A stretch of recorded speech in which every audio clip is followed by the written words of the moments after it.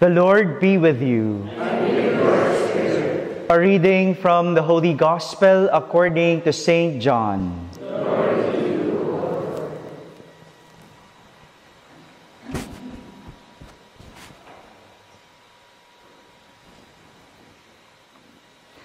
Jesus answered them, "The hour has come for the Son of Man to be glorified. I solemnly assure you, unless the grain of wheat falls to the earth and dies, it remains just a grain of wheat. But if it dies, it produces much fruit. The man who loves his life loses it, while the man who hates his life in this world preserves it to eternal life." My friends, the Gospel of the Lord. Praise you, Lord Jesus Christ. I hope dinig po ako sa likod. I always say this, that problems have solutions, mysteries are not problems. You have to live with it. You have to grapple with it. So, if you have problems, don't worry. It has a solution. But if God invites you to embrace a mystery, go with it. Learn from it. Grapple with it.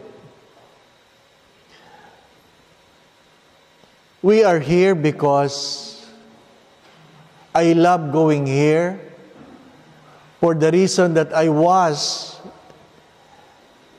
and being the parish priest of Santa Maria Goretti in Manila, the only parish under the name of Santa Maria Goretti. But before I came there, the church is known as Pope Pius. Pope Pius. 40 years ng parokya, hindi kilala ang patron. Ano po? Ang pinakamahirap, habang nagdadasal ako, kasi sabi ko sa kanya, di ko po kayo kilala. Ano po? Ang sagot niya sa akin ay, ipakilala mo ako.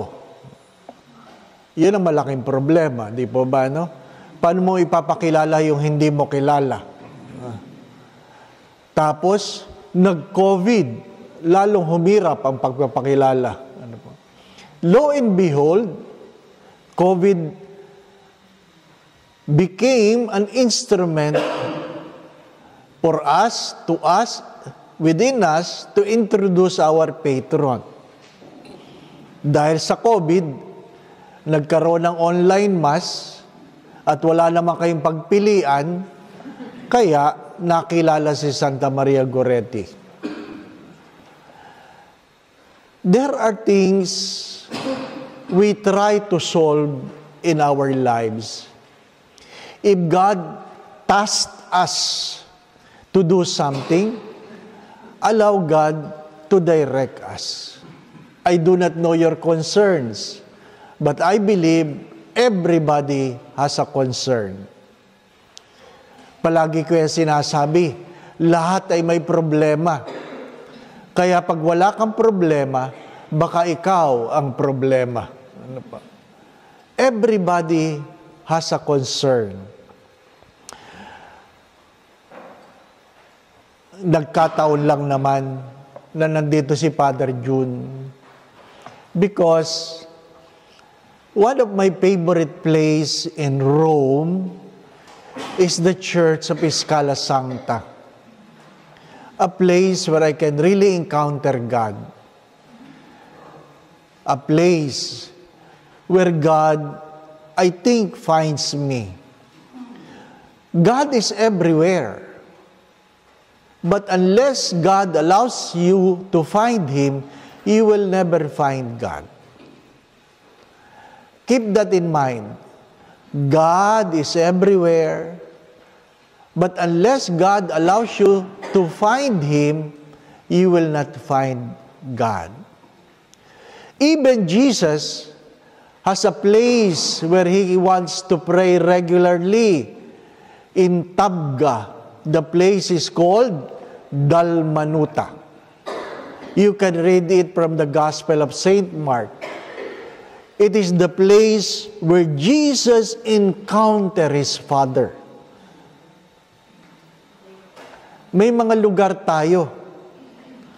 May mga lugar tayo kung saan natatagpuan natin ang Diyos dahil hinahayaan ng Diyos na matagpuan natin Siya.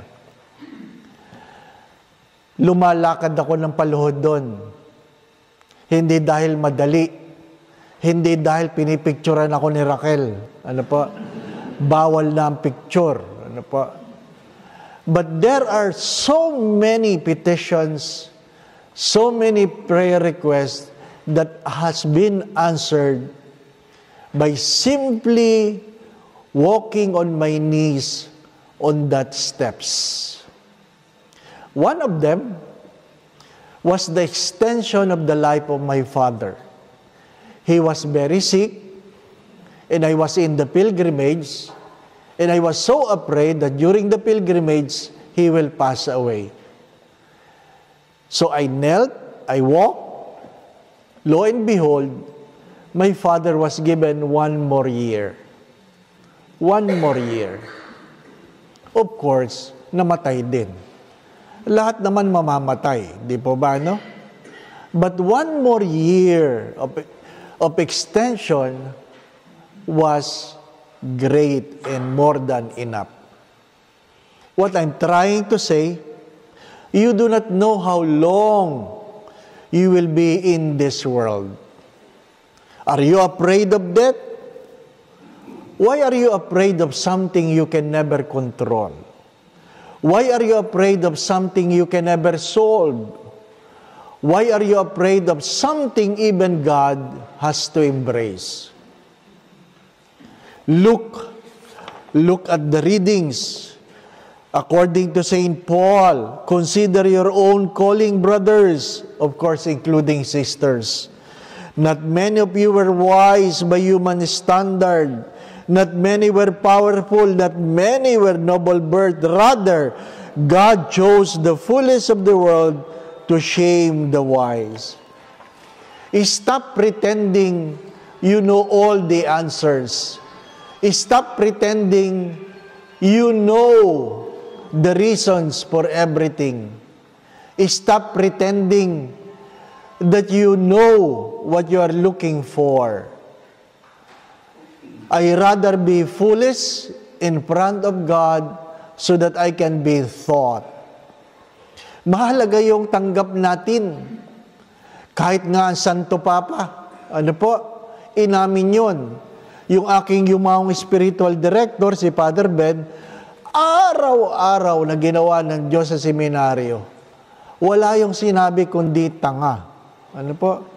Pag nakita ko, tanga. Ano po?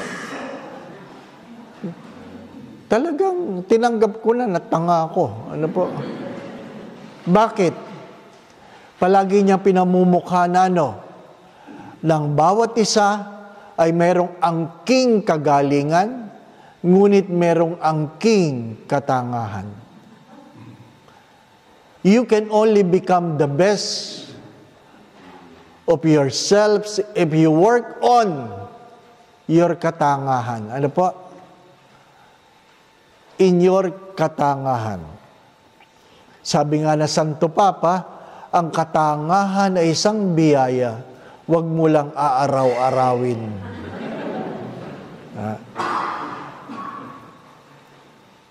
If you look at the lives of the saints, they never boast about their gifts. They never boast about their talents. They remain humble till the end. You look at the very remains. Nothing great, nothing extraordinary. Even saints die. Even saints die. Ano yung reflection ko nung tayo po ay nasa Vatican Museum? I guess pinaliwanag sa inyo ng guide ng ang original na painting ni Michelangelo lahat ay hubad. Di ba, ano? All were naked. All were naked. Kaya mag-practice kayo. Tingnan nyo ang sarili nyo sa salamin. Ano po? Tingnan ninyo. Pinagnilayan ko yun eh. Because in heaven, you don't wear your jackets. Tama naman, di po ba? No? In heaven, you don't wear your favorite clothes. We all be naked. If you cannot love your very body, who do you think will love you? Anong aking reflection? Ang aking reflection ay, nung ako ay hinuhubaran ng pantalon sa emergency room dahil magda-diaper, ang aking tanong ay, sino kaya ang ibang tao sa emergency room? Di po ba, ano? Pikit ang mata ko kasi hindi ko may mulat, pero ang laman ng isip ko, Lord, sino ang nandyan? Ang hirap nung magmimisa ka, sasabihin mo, the Lord be with you.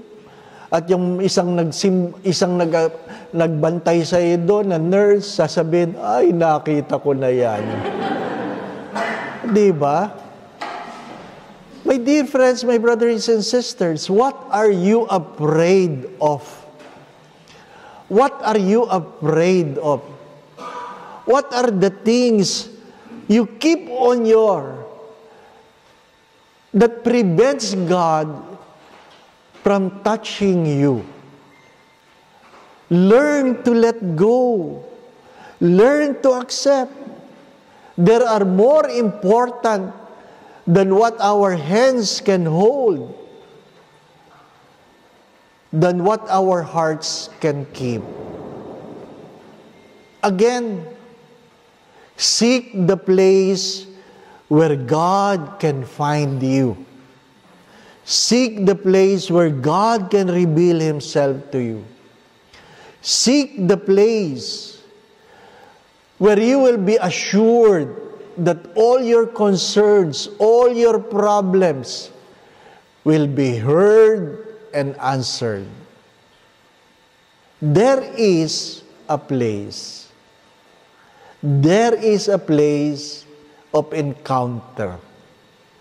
Can you imagine Santa Maria Goretti? The place of encounter is when she was attempted to be raped. Hindi palaging maganda ang kwento. Hindi palaging maganda ang kwento. Ang mahalaga, may kwento. Di po ba? Ano sabi ko? Pag walang kwento, walang kwenta. Ano po? Dapat may kwento. Ano ang kwento mo? Di po ba? Ano? Hindi lahat ng pangit na karanasan, pangit ang katapusan. Inuulit ko, hindi lahat ng pangit ang karanasan, pangit ang katapusan. Ang mahalaga, natagpuan mo ang Diyos, natagpuan ka ng Diyos. Ano po? Again, my dear friends, my brothers and sisters, hindi naman kailangan yun ang pinamagandang lugar. Escala Sancta is not always the place pilgrims visit. Ang malungkot lang na kwento, nagluhod ka doon, nadukutan ka pa. Di ba ba? Di ba? Iyan ang malungkot na kwento. Habang buhay mo lang dadalhin yan. At least may kwento, di po ba, no? Pero sigurado ako, may kapalit yan. May kapalit na mas magandang kwento. Ano po? Simply allow God to speak to you. Simply allow God to direct you. Today, we are invited to look on our fears and ask yourself, why are you afraid? Why are you afraid? There are things you cannot simply avoid. but they are things that will help you become a better person today than yesterday. Amen. Let us all rise and bring to God, through the intercession of the prayer of Santa Maria Goretti made by St. John Paul II. Together, child of God, you are in early age, knew life's harshness and toil, its sorrows and brief joys. You were poor and orphan. You loved your neighbor tirelessly, making yourself a humble and attentive servant. You who were kind and good without pride, who loved everything else. You who shed your blood so as not to betray the Lord. You who forgave your murderer, wishing him in paradise. Intercede and pray for us to the Father, so that we may consent to His holy will for us. You who are God's friend and see Him face to face, obtain from Him the grace we are seeking from you. Kindly mention your intentions. As I always say this, imagine the unimaginable for God to do the impossible.